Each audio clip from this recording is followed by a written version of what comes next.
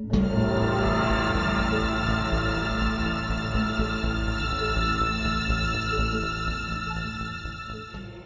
por aquí a mi amigo Jerónimo y a él le quiero dedicar mi participación porque acá estás, Jerónimo. Un abrazo, compañero perseguido, criminalizado en Querétaro por ser un luchador social infatigable.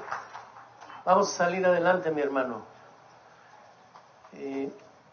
Y en este panorama, cuando la tormenta acabó casi con los experimentos progresistas del sur del continente, digo casi porque dice la compañera que no se han rendido, lo cual me parece muy bien. En México se dio una hazaña política.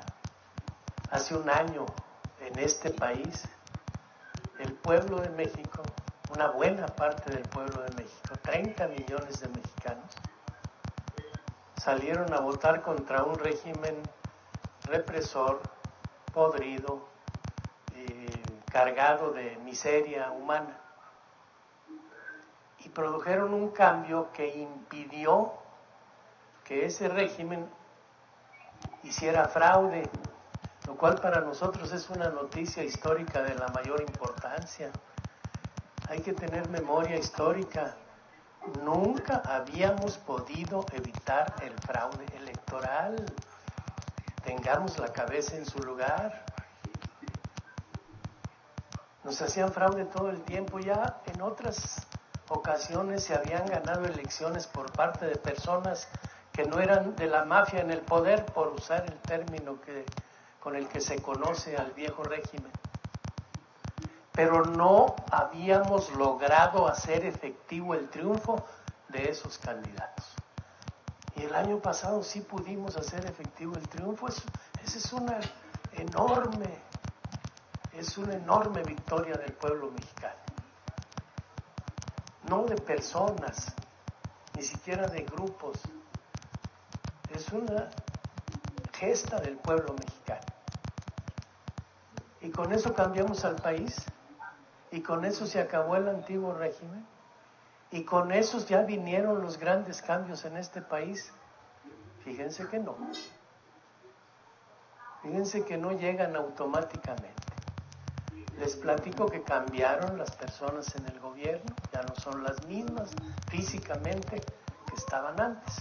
Algunas sí son, en el contenido sí son las mismas de antes, algunas.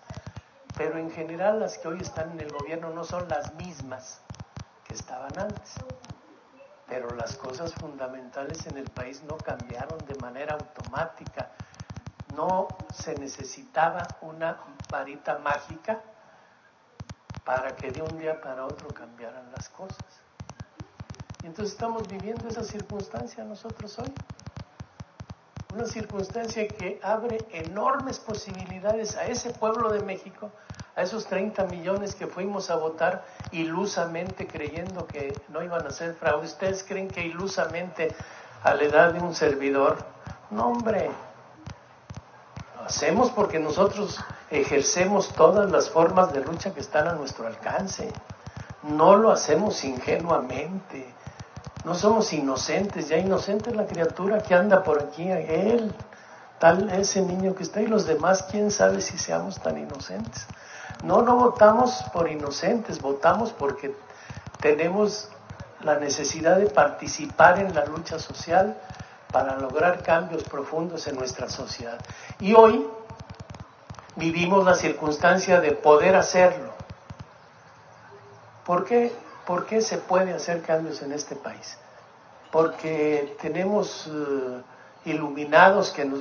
No, señores, tenemos la posibilidad, si nosotros, los de a pie, los de siempre, los que queremos realmente los cambios, presionamos por ellos. Si nosotros no presionamos por ellos, les comunico desde ahorita, no va a haber cambios. Va a seguir, van a volver los de antes, porque esos tienen dinero, tienen mañas, tienen armas, tienen poder de relación política con el mundo, tienen el apoyo del Imperio del Norte, cosas que nosotros no tenemos. Los de a pie esos 30 millones de ilusos que votamos hace un año, esos no tenemos todo lo que les acabo de mencionar.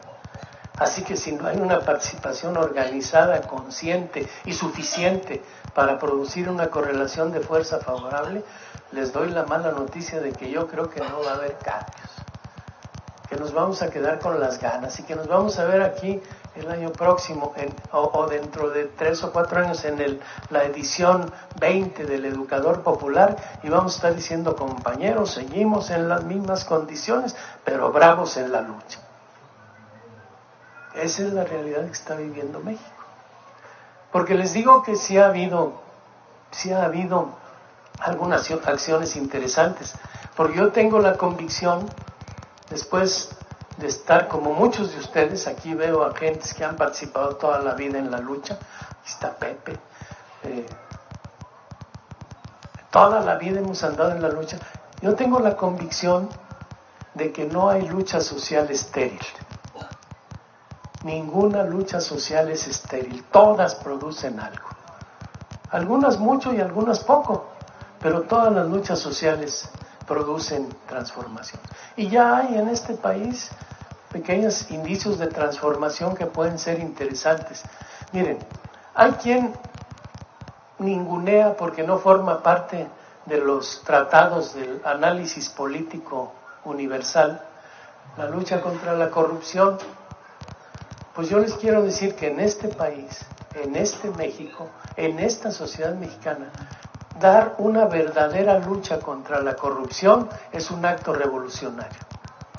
Y lo digo con toda la conciencia de lo que estoy diciendo, Es un acto revolucionario. Si conseguimos los mexicanos desterrar de la práctica política ordinaria y cotidiana la corrupción, habremos logrado un cambio revolucionario.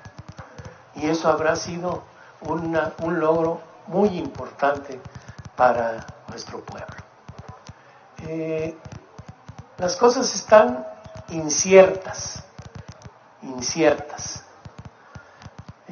Manuel Fuentes nos mencionó una reforma laboral que ya forma parte de este cambio, No es la anterior, no se refirió a la anterior, se refirió a la de hoy. Y Deyanira también nos dijo que en el terreno educativo hay de un color y hay del otro. Hay cosas que alientan y hay cosas que preocupan. Entonces el panorama está incierto. Lo que no está incierto es nuestro deber de participar en la lucha social, como lo hemos hecho toda la vida, con los instrumentos que hemos ejercitado toda la vida, para lograr que el cambio sea en positivo para el pueblo de México. Hicieron mucho daño durante 30 años de aplicación del neoliberalismo, mucho daño. Los viejos ya sabemos que el antiguo régimen, el que antecedió al neoliberalismo, no era de ninguna manera lo que nosotros queríamos, de ninguna manera. Pero comparado con el neoliberalismo, qué barbaridad, un abismo. El neoliberalismo es un saqueo atroz, voraz, insaciable, descarado, abierto de las riquezas de los pueblos. Y criminal para complementarlo. Es criminal. Es necropolítica la que hacen. Hacen política de muerte. Usan la muerte como instrumento para imponer decisiones políticas. Eso es lo que es este sistema. Y nosotros lo hemos tenido ya en este país desde los años 80 del siglo pasado, ya casi 40 años tenemos de regímenes neoliberales. Y si ustedes son acuciosos y leen los periódicos, busquen la última semana y verán cómo, cuando menos, ha habido un líder social muerto en algún lugar de la República, cuando menos. Y soy consciente de lo que estoy diciendo, no crean que estoy alucinando, no. Lo buscamos y lo encontramos, porque así ha sido el régimen neoliberal, un régimen de muerte, un régimen que priva de la vida a los luchadores sociales, a veces de manera masiva, como lo hizo con los muchachos de Ayotzinapa que desapareció, esos no los damos por muertos, están desaparecidos, pero en otros casos aparecen muertos, asesinados por el sistema. De modo que la circunstancia que vivimos es una circunstancia compleja, es una circunstancia que da para tener optimismo en la participación, en nuestra participación en la lucha social, pero también es una circunstancia que nos llama a tener prudencia y mesura en esa participación, no decir como muchos entusiastas, colegas, que ya está todo resuelto, ya las cámaras, la mayoría de las cámaras del país están en manos de un partido que no es de la mafia, oficialmente no es de la mafia en el poder, están en manos de Morena, y Morena no es un partido que esté en manos de la mafia en el poder. Cuando menos hoy lo podemos decir, quién sabe dentro de unos días, quién sabe, pero hoy no, hoy sí lo podemos decir con todo fundamento y con toda claridad. Entonces, la mayoría de los congresos están así. El Congreso Federal, los diputados, los senadores, y sin embargo, vemos medidas que no son las que nosotros esperamos de un gobierno que no sea del antiguo régimen. Por ejemplo, el trato a nuestros hermanos centroamericanos que migran en busca de una vida mejor. Nosotros consideramos la migración como un derecho humano. El derecho a moverse es connatural al ser humano. Lo hace fundamentalmente por necesidad, lo hace por razones de búsqueda de mejoría en su situación personal o de grupo o de familia, lo hace porque quiere, porque simplemente desea encontrar nuevos horizontes y asentarse en lugares distintos. Eso es un derecho humano, eso no es ningún crimen. Y sin embargo, el trato que se ha dado en últimas fechas a los migrantes en nuestro país es un trato de delincuentes, y nosotros no queremos que eso ocurra en nuestro país, y nosotros tenemos que decirlo y tenemos que buscar los mecanismos para que eso no suceda en nuestro país. Los migrantes son personas con derecho a trasladarse y a moverse como convenga a sus intereses y de acuerdo, por supuesto, con las circunstancias en que se muevan, pero no de ninguna manera son delincuentes. Lo mismo podemos decir del tema de temas, el tema de la educación. Ustedes van a ver, todos vamos a ver, cómo el tema de la educación se va a seguir moviendo en este país. ¿Por qué se va a seguir moviendo si ya ganamos? Si ya van a reinstalar a muchos compañeros, si ya van a darse condiciones para que no sean despedidos los trabajadores de la educación por razones de evaluación, si ya desapareció el Instituto Nacional de Evaluación. Entonces, ¿por qué digo que se va a seguir moviendo el tema? Pues porque es ambivalente la situación, lo que ocurre. La reforma educativa que apareció en el Diario Oficial de la Federación del 15 de junio del 2019 es igual de incierta que muchas otras cosas que tienen que ver con el cambio. Por ejemplo, dicen que ya no va a haber Instituto Nacional de Evaluación de la Educación, pero los profesores van a seguir siendo evaluados porque participan en un sistema nacional de mejora continua de la educación. O sea, no hay evaluación, pero todos nos van a ser evaluados. Y nosotros no sabemos si efectivamente serán evaluaciones diagnósticas, así, en plan de mejora realmente, o son los mismos instrumentos que inventó el Banco Mundial y luego se los pasó a la Organización para la Cooperación y el Desarrollo Económico y estas al gobierno mexicano. ¿Qué tal si son las mismas? Pues vamos a tener que seguir luchando en contra de ellas, ¿no? Pues yo no veo otra circunstancia ni otra situación. También veo, por ejemplo, que van a mantener, porque así quedó en la Constitución, la caracterización de los docentes con un estatus de trabajadores especiales. Les platico esto porque es una parte de la lucha del pueblo de México. El artículo 123 constitucional, ya me pasaron el artículo 123 constitucional es uno de los mejores resultados de la Revolución Mexicana. Fueron 3 los buenos resultados de la Revolución Mexicana: el artículo 3º, el artículo 27, que se refirió al tema agrario, y el 123.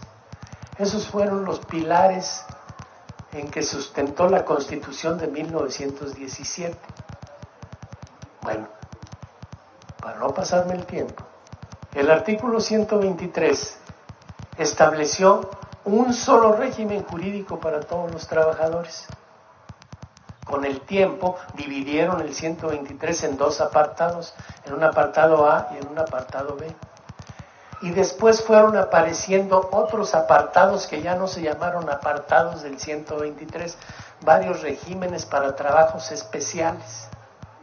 Les cuento de uno: los trabajadores bancarios tienen un régimen jurídico particular, no se rigen por el conjunto de reglas de los demás trabajadores.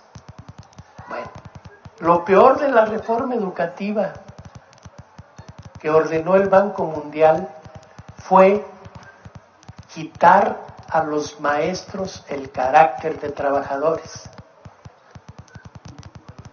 Cuando el régimen jurídico mexicano se modificó y creó una fracción del artículo 73 de la Constitución, sacó a los docentes del régimen de protección del artículo 123.